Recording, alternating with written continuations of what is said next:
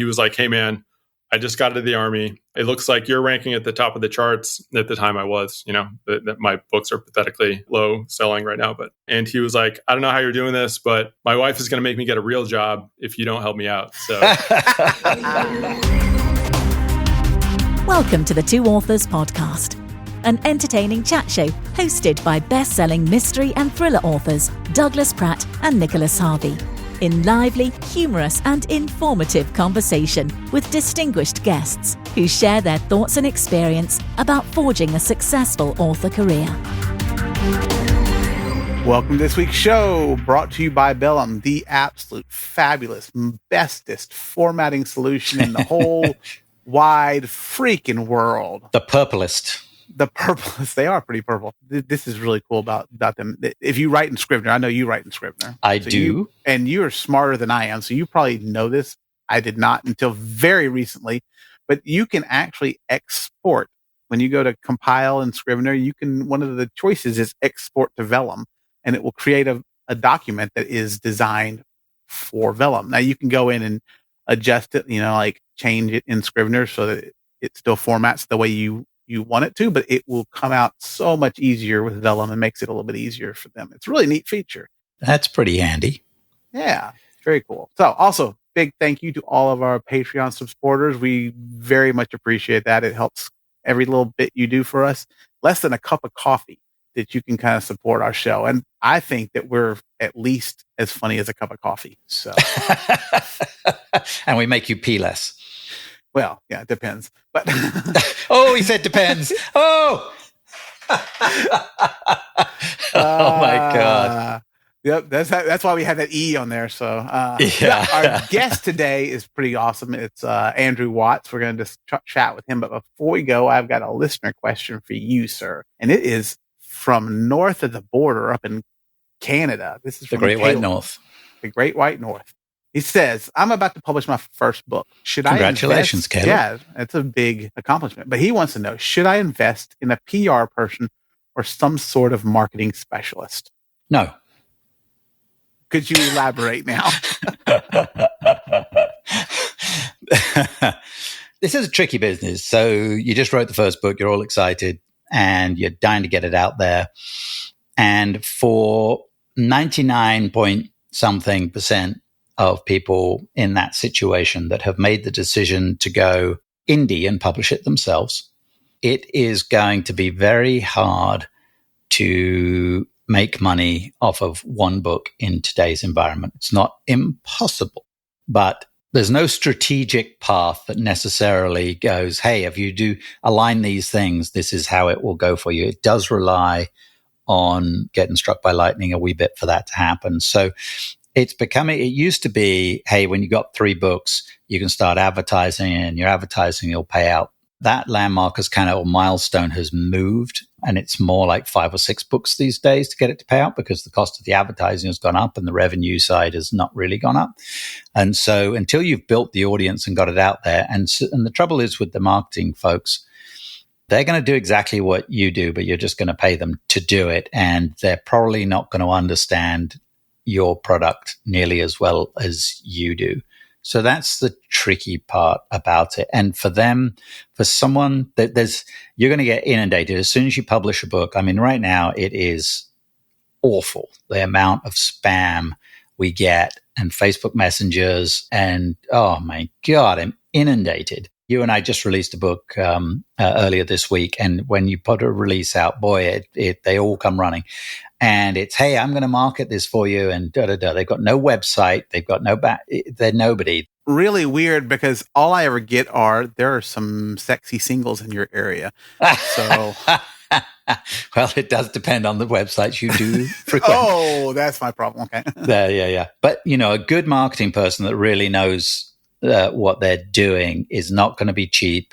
And it is almost certainly not going to be cost effective. That doesn't mean it doesn't work for somebody out there, but as a general rule of thumb, you will be handing money away. I would agree. I think that, at this point, I have about 30 books out. You have about the same, and I wouldn't hire a PR person now, and I have plenty of books.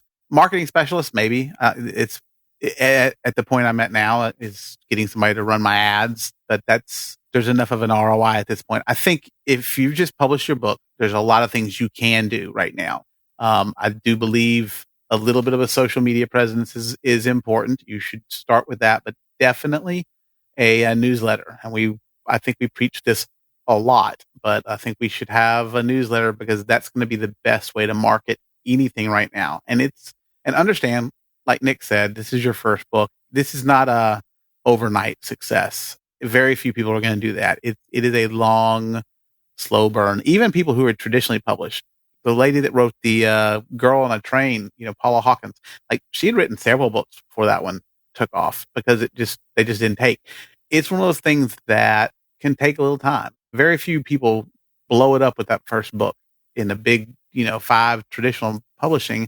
It takes a little bit of time for them to get there. So you don't expect the same thing. I think that's important. But get advice out there. There's plenty of advice. There's plenty of places. Yes. You don't have to buy super expensive courses. There are you can listen to a podcast with a couple of dumbasses who tell you stupid things. Yeah. Yep, there's that. And there's lots of good podcasts out there that you can listen to. There was some great advice, and that's free. And there's a lot of David Gogren. David Gogren is sign up for his newsletter that he sends out. He gives he has some courses and they're good, but he gives away a ton of free information on what to do, how to market and stuff like that. He's really good at that. Give him a shout out. So that's a good place to start. All right. Who's our guest this week, Doug? Our guest this week is Andrew Watts, and he is a USA Today best-selling author of the Max Finn series, the War Planner series, and the Firewall Spies. He's also, what we'll probably talk about the most about is he has also started the Severn River Publishing, and it publishes over 40 authors, and I'm countless. I was counting all the books that are in his catalog, and it's lots. But it includes a few people we had like Jason Casper and Lindy Walker. So it's gonna be a lot of fun. So let's welcome Andrew. Andrew, welcome to the show. Thank you so much for joining us. Thanks. Why don't you start the listeners off with a little bit of background on how you got started in writing and when you were first published? Sure. So I started writing my first book in 2012, I believe. I was on my last Navy deployment. I was on an aircraft carrier, and the first half of the deployment, it was over in the Arabian Gulf. The first half of the deployment was very busy, and the second half of the deployment was less so. So I started having like periods of like 1 to 2 hours in the middle of the day with nothing to do. And I thought, I had just read the entire Game of Thrones. I'd always wanted to write a book. I liked Tom Clancy growing up. And so I thought, all right, so I wrote 50 pages. And at the time, Hugh Howey was starting to get big. And, some of the original indie authors, I think I was like, well, that sounds pretty cool. Maybe I could do that someday. So got back from the deployment. My wife had just had our second child before I left for deployment. So she was 8 months old when I came back, 2 weeks old when I left. We were ready to get out of the Navy. And so I got out after 10 years of being a helicopter pilot and went to work for Procter & Gamble. We moved to Ohio. And so got hired as a marketer at P&G. And I stayed there for about 4 years. About halfway into that job, I dusted off that 50 pages that I'd written on the aircraft carrier and was like, you know what? I really want to try this out. So just as a side hobby, I decided to write what would become my first book. Fast forward a couple of years, and I was earning more from the books than P&G was paying me for marketing. So I decided, all right, I'm going to bow out of this corporate job and do writing full time. That lasted for a couple of years before Jason Casper, who we now publish, reached out to me. He had recently got out of the Army. He was Army Special Forces team leader. He was like, hey, man, I just got out of the Army. It looks like you're ranking at the top of the charts. At the time I was, that my books are pathetically low selling right now. And he was like, I don't know how you're doing this, but my wife is going to make me get a real job if you don't help me out. So you help me with marketing or take a look at my books or something. I'm like, sure, I'll help you out. And now we're fast friends, and we've published a bunch of his books. He's done very well. Yeah. We've had Jason on the show. He was great. Yeah, he's a great guy. So the light bulb kind of went off, and I decided maybe I should open up a publishing company. The job I had at P&G was essentially like new business creation. So I was my first real job out of the military was I was supposed to help create these $1 billion brands for Procter & Gamble. It was a great learning experience for me. I did not create any $1 billion brands while I was there.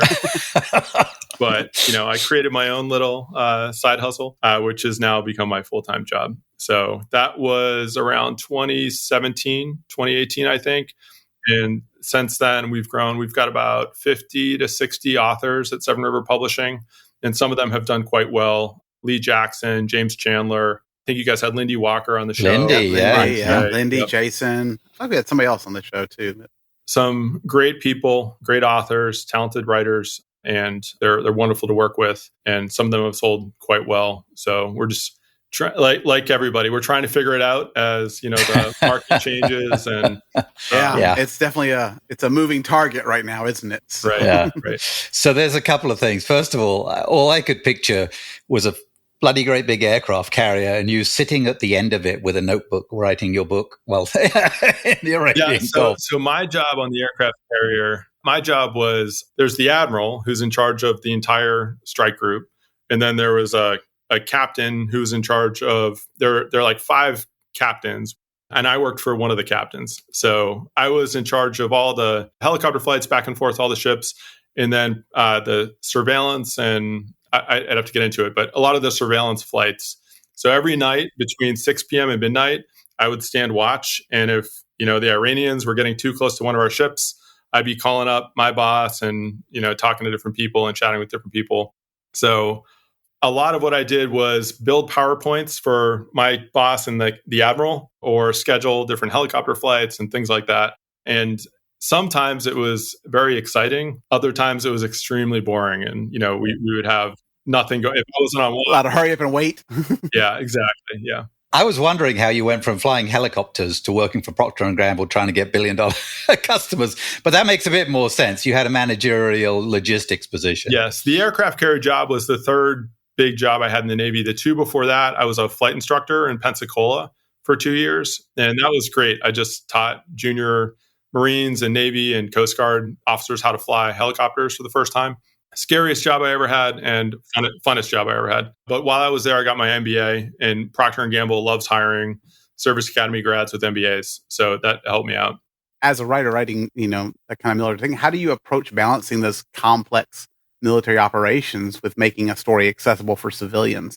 That is a challenge, I think, for people that are domain experts, and especially if they have like a completely different language in whatever that domain is. So the military is one of those areas. And I think, you're going to really satisfy some readers if you use a lot of terminology and deep in the weeds information. Your base is going to love, and they're going to eat that stuff up. And then the majority of people that I think are, maybe know a little bit about the military, but they're going to get lost in the weeds if you speak in a completely different language and use acronyms and everything. So you definitely need to balance it for sure. And I think that there are trade-offs, but overall, I think the goal is, and you guys know this, write a great story. You want to add enough sprinkles of authenticity so that people think it's something unique and exceptional, but you have to satisfy the tropes of the genre, I think it's a challenge. I just finished reading Jack Card, one of Jack Card's books, and I like that he put a list in the back for me to flip back to. So it was interesting because his a great story, but like he does load it down with all the acronyms. So if you don't know them, you got to kind of flip back and forth. And so a question that kind of spawns from that is, in today's world of Hollywood shows and Netflix shows that really aren't particularly based in reality and certainly stretch lots of situations and actions and stuff, coming from the background that you have, how do you balance that in your books? I mean, you've got to make them exciting. You've got to make them something that appeals to the readers, but it must kill you to go like, no, a helicopter can't do that. Yeah, if I was going to write a realistic story about one of, the majority of my helicopter flights, it would be a 3.5 hour long episode of me flying over water and talking about sports with the guy next to me. I think wasn't it Jason that told us that like if he wrote his stories, like the things that go wrong to his unit in his books, like so much vaster than what actually happens. Like it's like, in a 6-month deployment, there were probably a handful of days where something exciting was going on, but when it did happen, it was extremely exciting, I love the way you use the word exciting. I'm thinking scary as fuck. That's what I'm thinking. You're terrified for your life, literally. So I always tell people, Jason had a different experience than I did. Jason is a combat veteran. I would not characterize what I did as combat. I think the scariest things that happened to me were almost always weather related. And so landing on a ship at night in heavy seas, oh, I bet. Could if you can't even see the ship and it's a quarter mile away from you and it was unexpected and you're low on fuel, the pucker factor increases, if you will. That should be the title, by the way. That should be a title for a book as the pucker factor. I'm just going to... Aviators are always talking about that. Yeah. So okay, thinking about that, are you a plotter or a pantser? So I've done both at one time or another. I think, right, we talked about how I haven't written anything in a few years now. I'm very interested in exploring a new format, which is like essentially audio first. So writing a fiction podcast. I'm getting closer and closer to actually putting pen to paper. I've already jotted down some things. At this point, I'm more of a plotter, I would say, than a pantser. But at first, the first book I wrote, definitely pantser. Yeah. So you touched on it, that you haven't published anything of your writing, which I'm sure your fans are desperately missing because your books were super popular. But you talked about Severn River Publishing, and that has seriously grown. You mentioned you have like over 50 authors on there now. So between that and family, that's completely consuming your time.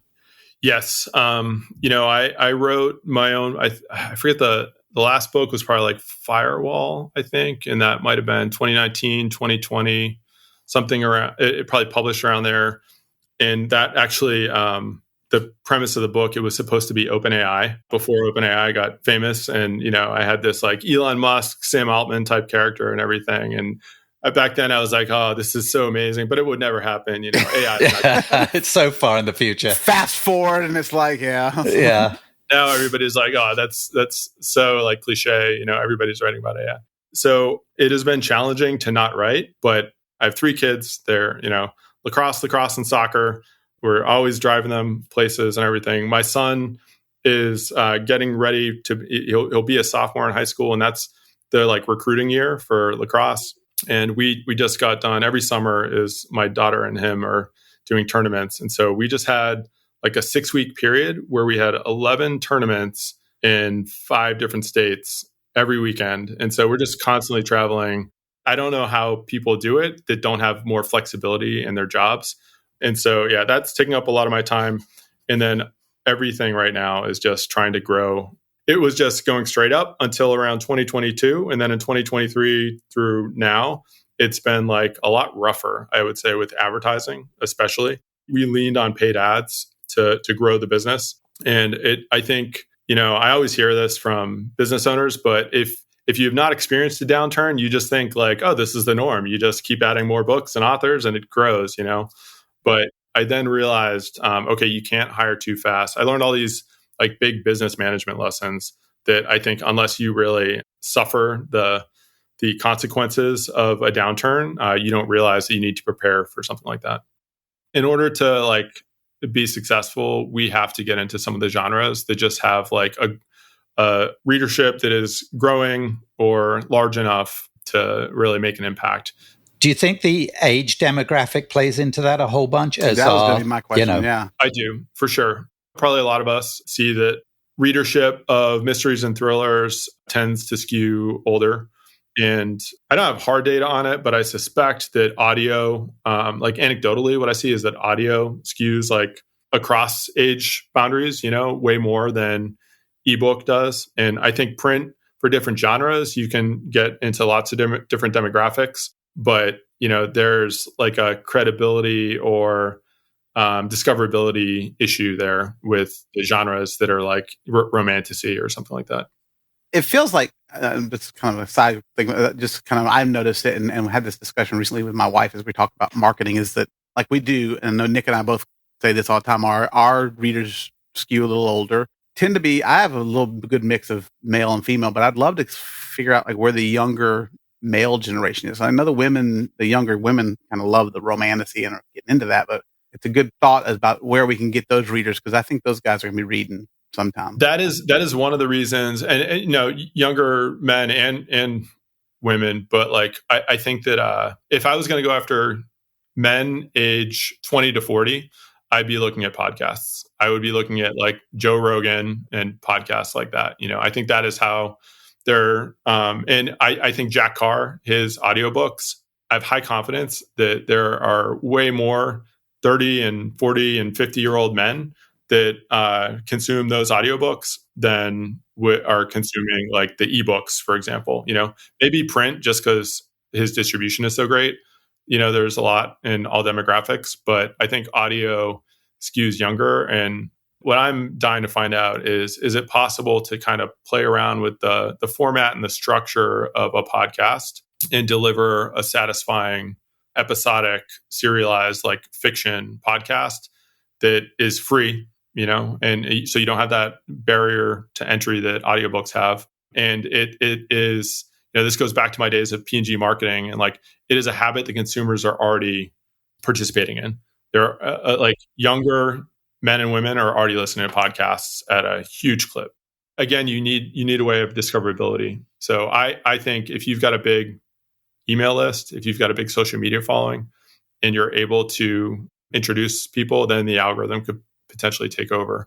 But how would that monetize if it's a free podcast for them to listen to the story?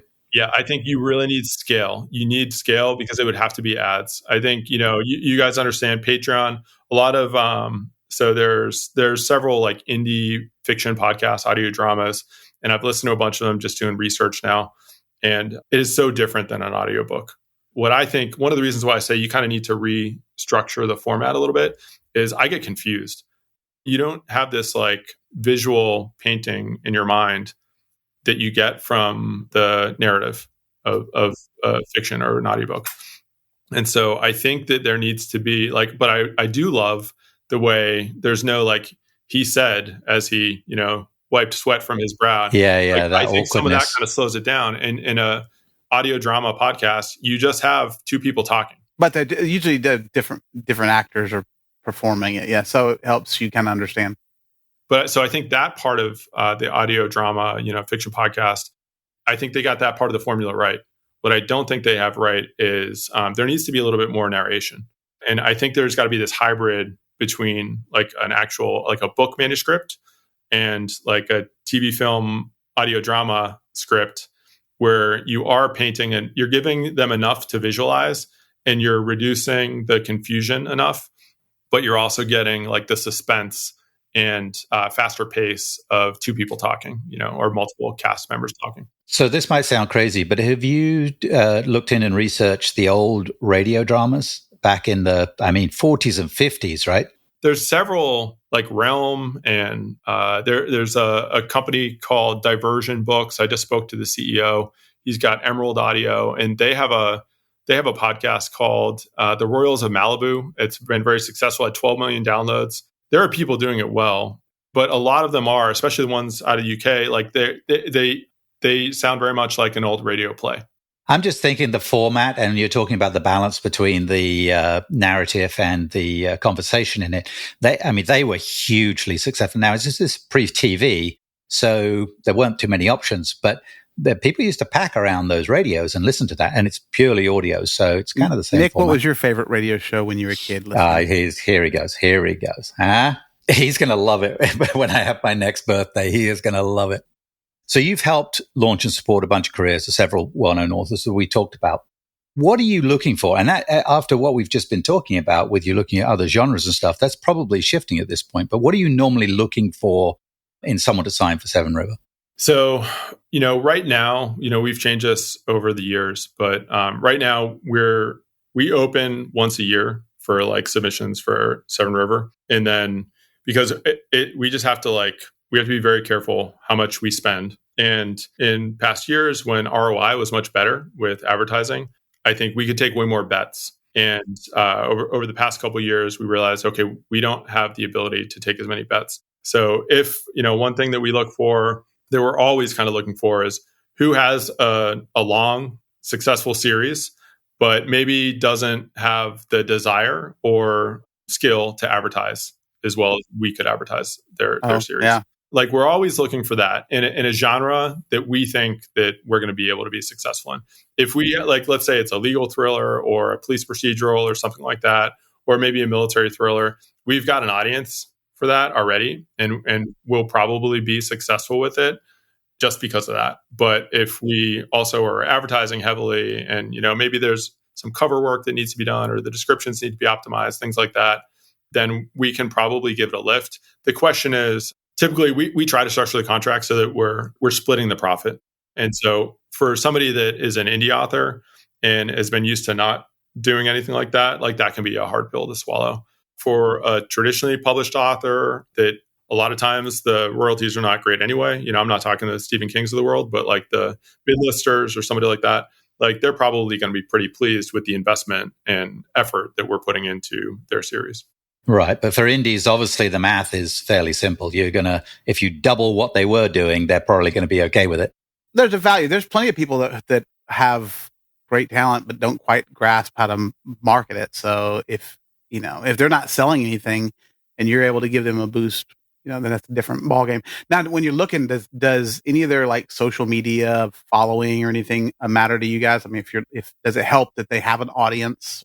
So if they have an audience, that can mean a lot of things. But like, yeah, if they have, especially an email list, if they have a big email list and they're able to be successful, I mean, one, like, okay, how much do they need us? So again, you kind of go back to this.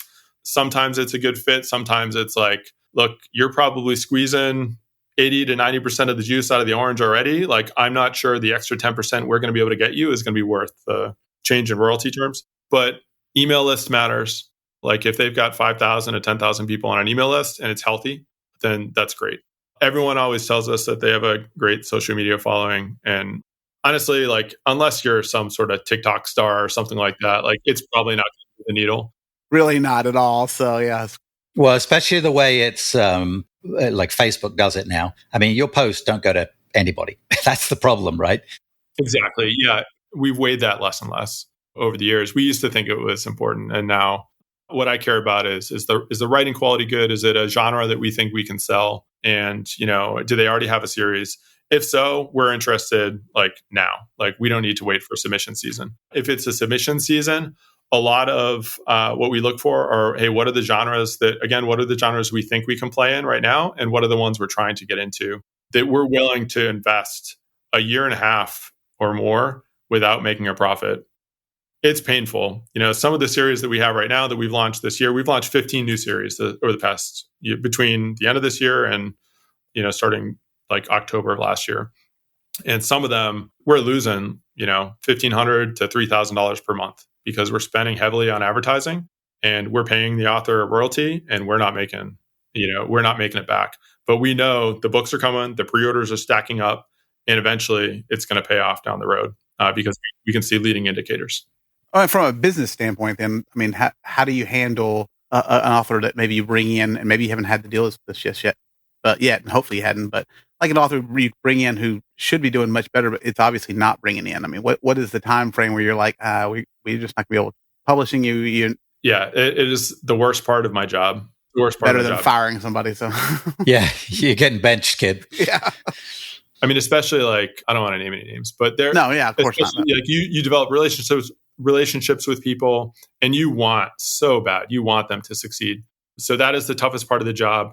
But we try, we'll go 3 months, see how things are going. And then, all right, let's start testing things. Like what we were doing is not working. Let's start testing, do different descriptions, change the categories, change the keywords. Do we need to recover, change the targeting on ads, change the different types of ads that we're running?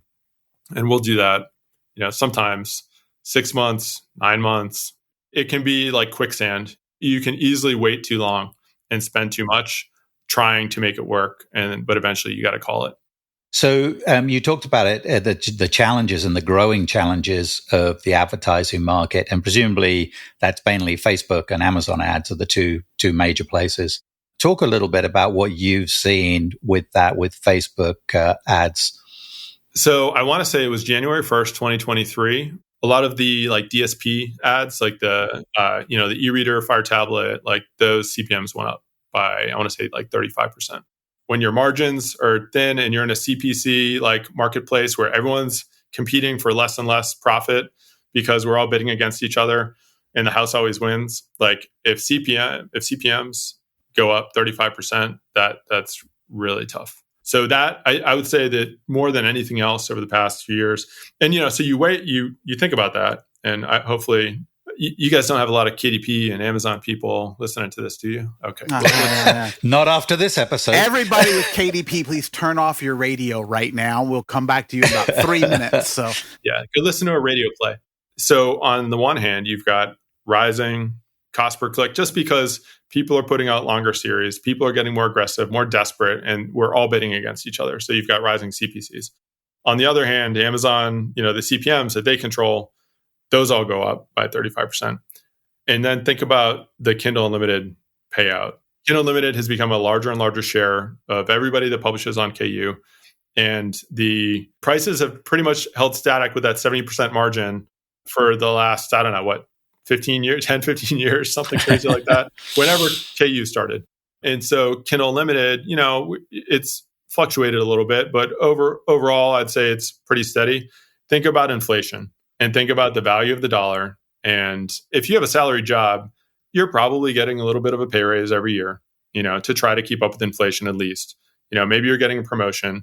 If you're an author that relies heavily on KU, the amount of like real, 2015 US dollars that you're taking home, has been going down and down and down every year, while CPMs are going up and up and up, and CPCs, the cost of advertising. So we're getting squeezed, everybody's getting squeezed. And I think it's been very challenging over the past few years. And so the way I've looked at it is we need to restructure the business. Like the things that we thought could work are not going to be. I used to, if you'd asked me 4 years ago, I would have said, I'm going to make every single author, I'm going to work on building every single individual author brand. I'm going to grow them a huge email list, and I'm going to just focus on that. And now I'm like, that's just not realistic. Like we need to build a company email list that is big enough that it matters. And, we do manage some individual email lists, but those are like people that were grandfathered in. And like, so scale is one of the few things I think that is a sustainable advantage in media, especially in books.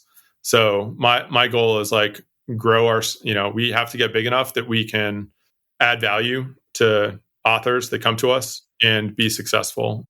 How many books a year do you put out? Around 40 to 50 books per year, something in that range. So an interesting, I'd love to get your take on this. So obviously you monitor all the numbers and ebook sales versus KU and et cetera, and if your people are wide. But for me, this year, my KU volume is up. My ebook volume is down in sales.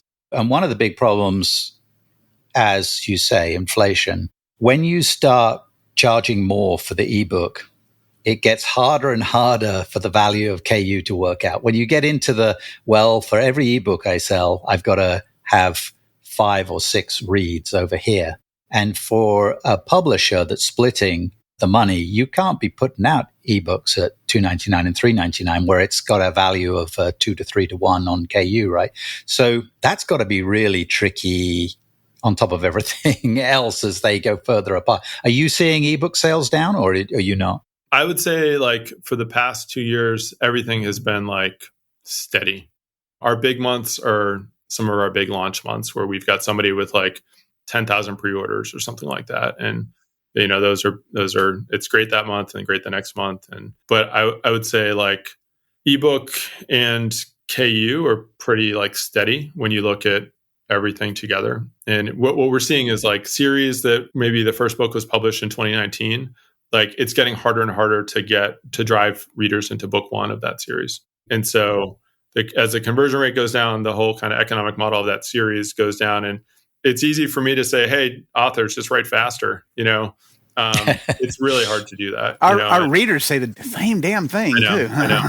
But I feel like it's like this dystopian hamster wheel or treadmill where we just keep having to go faster and faster to try and beat out the rising cost per clicks. And so that's what I'm trying to do is like, what are the areas that we can own that are going to give us sustainable advantage? And that's where I arrived at. Like before, we used to have our contract structured so it was 50-50 profit share, and we included marketing. And we still have a lot of authors on that old contract. And now it's like 25% of ebook sales. We pay for all the marketing.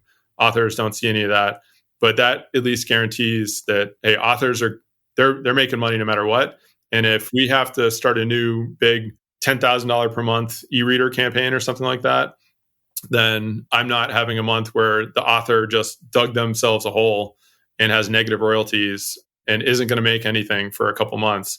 But I know it's necessary, and so we have to take risks like that so that we can get the series airborne. I'm curious about this because I know that we often, even between different series, I've got 3 or 4 series, Nick's got 3 or 4 series. We do see like when I release something that maybe if I release a book in this series that my other series kind of get a little bump thanks to that algorithm, which nobody understands anyway. But as a publishing company, do you see the same thing? Like if you release a Jason Casper book, does, somebody else's book suddenly get a little bit of a pop just because of the algorithm? Or is it just, you're not seeing that at all? We try to be very deliberate about how we direct our back matter and how we collect email and what, email flows different. Like we tag everybody by what are their genre interests, what are the format interests, and we try to serve them relevant content, all the readers. And so if Jason Casper gets a big spike, then theoretically, like people in that genre, other authors that we have in that genre are going to benefit from it somewhere down the line because more people are going to our website, they're signing up for our email list. We've cross-promoted his books with, like Logan Riles' books. And if Jason's doing well, Logan Riles is going to be doing well, at some point. It might not be immediate, but yeah. Yeah, that's got to be an interesting thing too. You're paying money to market against each other. The saying at P&G was like, if anybody's going to be cannibalizing us, I want it to be me. Like you want to use defensive ads because you don't want that no good LT Ryan stealing your clicks. Couple of questions to wrap things up. One thing we ask everyone is, what do you think your author superpower is? And if you want to convert that to what do you think your publishing superpower is, you're welcome to do it. I would say as an author, I could write about, I knew what it was like to be on a ship at sea, a Navy warship at sea, and to land a helicopter and these environments where somebody's pointing machine guns at me or something, So I could write credibly about those different scenarios. And I think that helped make a lot of my scenes more exciting. Authentic. Yeah. Brilliant. All right. So we're going to spin a wheel, and this will be a random questions. Nobody knows. Well, I say nobody knows what it'll be. We know what's on the wheel, so we know it'll be one of them. Yeah. It's got a wobble because I broke one of the little tags off. It's very sad. I'm going to have to probably get a new wheel. So it'll never stop on that one. Yeah, there you go. Let's stop. Okay. You're stranded on a desert island. You get to bring one snack and one 80s song. Go. Okay, 80s song. I mean, this is embarrassing. The first song that comes to my mind is Girls Just Want to Have Fun. Oh, my God. Now, I was picturing you, this studly Navy guy sitting on his aircraft carrier. Now I've got you dancing around. Yeah, I've got you dancing around Little Island with Cyndi Lauper. 80s, what? Okay. And then if snack, probably, hey, there might not be any more food, so I'm just going regular Doritos. All right, Andrew, this was absolutely brilliant. We got to get you back on again to talk more about this stuff. And thank you so much for joining us. And thank you for your service, young man. I appreciate it. Thanks, guys.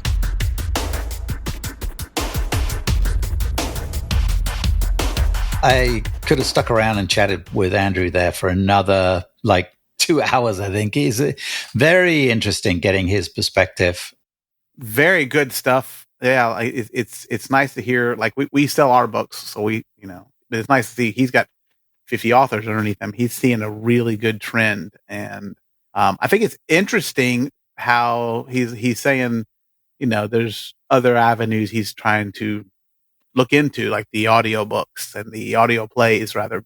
That's kind of fascinating stuff. It's like anything else. You got to find the outlet for it. And I'm fascinated. I'm really interested. I like the idea of it. Sounds really cool to me. The tricky part is it's got to go big, and it's a huge commitment, right? Because there's some upfront expense involved in that, and then it's got to go big enough because any kind of podcast or on your YouTube, it's got to be big enough to monetize. And sponsors of podcasts pay for downloads. Basically, how many people are listening to it is the same as YouTube. Everyone's like, I got to get 1,000 followers because then I can monetize it. Yeah, at 1,001 followers on YouTube, you know how much you get from YouTube for ads they run on there? Three-fourths of fuck all. So it's like, all right, having this great goal of 1,000, but do you know how much you can buy with 3/4 of fuck all? I mean, you'd be surprised. 3/4 of things. But I do think the thing is, like, people often talk like, and I know you and I have looked at different things. We obviously do our audiobooks. We're doing translations. I mean, if you're just a regular author who's like, I've got my one book, and maybe you're struggling, like trying to write faster, there's other ways you can market that particular book. And I think that's kind of something you can take away from what he said. Like, he's just looking at different ways to market other things other than books, because I love Amazon, but they're not making it easier. So no, they are not. And nothing right now feels like that.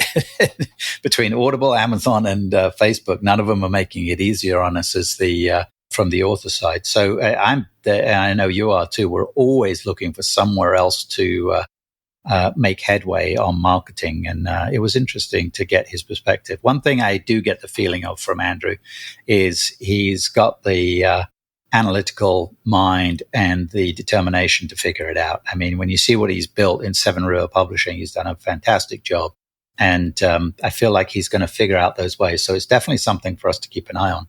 Thank you for listening in, folks. Support the show if you would at Patreon, patreon.com/The Two Authors Podcast. Your kindness helps us cover the costs of bringing the show to you. We really appreciate it. Big thanks, as always, to our friends at Vellum for their kind support. Love Vellum. Go to tryvellum.com/2 authors to find out more. Links in the show notes, links to all our guest information, our information, all that good stuff. And we'll be back next week with a new episode of the Two Authors Podcast. Until next time, be cool to each other. Fair winds and falling seas. You've been listening to the Two Authors Podcast with Nicholas Harvey and Douglas Pratt. Subscribe on your favorite platform for new shows coming every week.